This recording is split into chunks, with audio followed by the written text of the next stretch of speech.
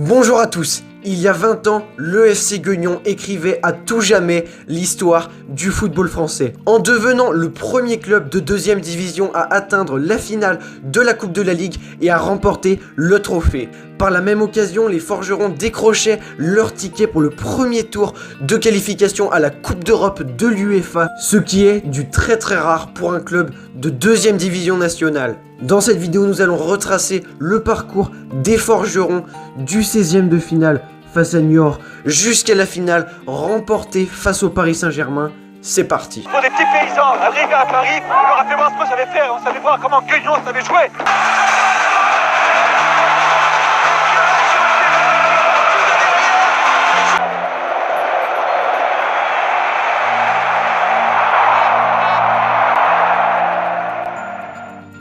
Tout commence le 8 janvier 2000 avec un 16e de finale sur la pelouse du stade René Gaillard de Niort.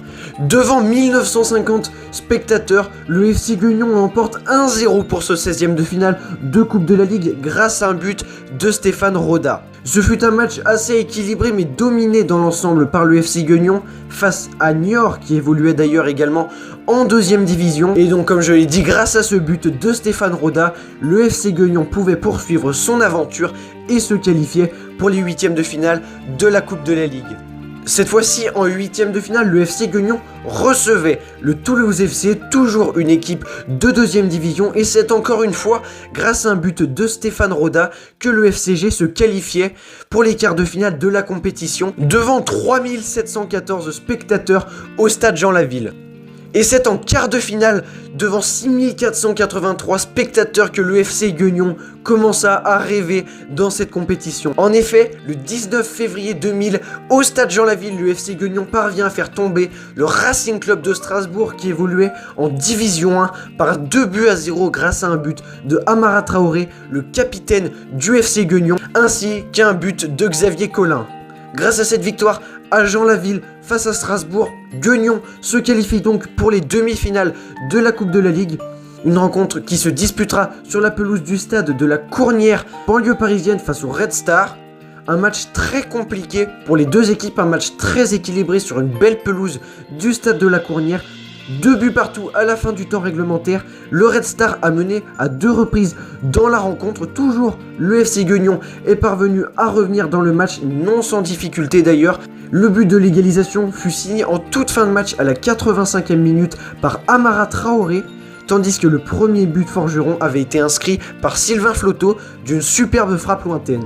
À la fin du temps réglementaire, 2 buts partout entre les deux équipes. Le Red Star, qui évoluait d'ailleurs en national, c'était la première fois dans la compétition que Guignon apparaissait comme favori d'une rencontre, et c'est la première fois que Guignon a eu tant de mal dans une rencontre. 30 minutes de prolongation et toujours 2 buts partout. À la fin de celle-ci, on va donc se diriger vers une séance de tir au but. Une séance de tir au but qui va s'avérer interminable, mais le FC Guignon finira par l'emporter 9 tirs au but à 8. L'histoire retiendra surtout le penalty frappé par Jean-Marc Branger pour le Red Star et stoppé par Richard Trivino, le gardien. Jean-Marc Branger, gardien du Red Star à l'époque, qui deviendra quelques années plus tard gardien du FC Guignon. Et après avoir stoppé le tir au but de son homologue Jean-Marc Branger, Richard Trivino le prenait à contre-pied pour son tir au but. Il offrit donc la qualification au FC Guignon dans ce duel de gardiens pour terminer cette interminable séance de tir au but. Et au bout d'une soirée avec un score final de 2 buts partout à la fin de prolongation et une interminable séance de tir au but qui se clôturera pour une victoire 9 tirs au but à 8 des forgerons, c'est le club de Guignon qui se qualifie non sans difficulté au Stade de France pour la première fois de son histoire. Pour certains joueurs du FCG, la qualification en finale était déjà le signe que Guignon avait réussi sa Coupe de la Ligue et que ça y est, c'était fait. Mais pour l'entraîneur du FCG, Alex Dupont, surnommé Sir Alex Dupont, à Guignon, pour lui, la finale n'était qu'une finale et non un aboutissement. Il ne venait pas au Stade de France pour figurer, mais bien pour tout tenter et pour tenter de remporter, pourquoi pas, le trophée. Bien évidemment, face au Paris Saint-Germain, les forgerons n'étaient pas du tout favoris et se rendaient donc au Stade de France sans aucun complexe. Vous avez ici une partie du journal de Saône-et-Loire le jour de la finale. Vous avez ici une autre partie avec une partie de l'effectif du FC Guignon, ainsi qu'une partie qui parle de l'adversaire du FCG, c'est-à-dire le Paris Saint-Germain. Il ne faut jamais dire jamais lorsqu'il s'agit du FC Guignon. Ne jamais dire impossible. Ne jamais croire les porteurs de la tunique jaune incapables de battre les meilleurs. Non, jamais. Ou à la rigueur, risquer un si jamais. Et si jamais Guignon pouvait battre l'ogre parisien.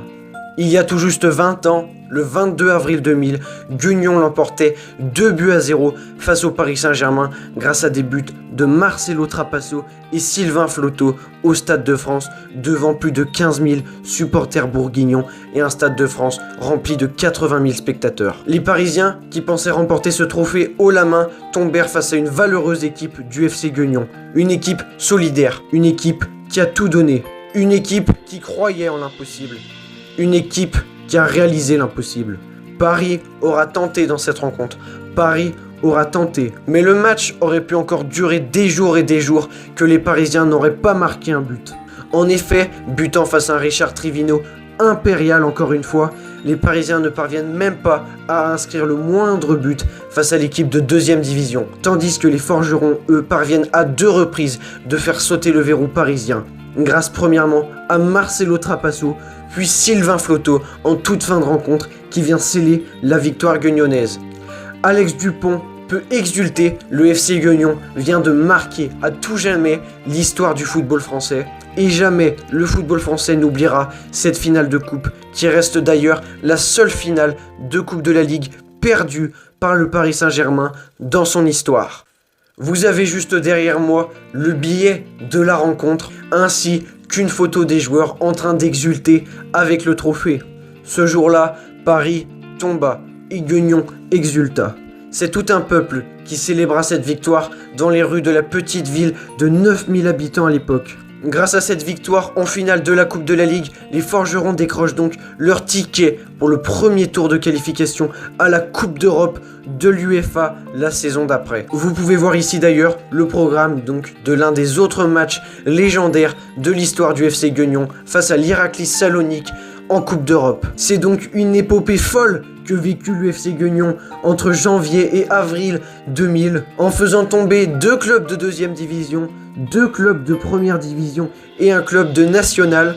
Une épopée remplie de sourires et d'anecdotes comme celle par exemple en demi-finale où Johan Bouzin pensait que l'UFC Guignon s'était qualifié au tir au but alors qu'il lui manquait encore son tir à frapper qu'il avait malheureusement manqué, mais heureusement après Richard Trivino sauvait les siens en stoppant le tir de Jean-Marc Branger et en le prenant à contre-pied après. 20 ans après, le FC Guignon reste à ce jour le seul club de 2e division à avoir remporté ce trophée et le restera. C'est la fin de cette vidéo dans laquelle nous retracions le parcours mythique des Forgerons du FC Guignon jusqu'en finale de la Coupe de la Ligue 2000 le 22 avril au Stade de France. J'espère qu'elle vous a plu et si vous avez des questions à me poser, n'hésitez pas à le faire dans les commentaires. J'ai pris énormément de plaisir à retracer le parcours légendaire de ce club que je soutiens et j'espère que grâce à cette vidéo, vous en connaissez désormais un peu plus sur le Football Club de Guignon. C'était Herchem et on se dit à très bientôt. Ciao ciao.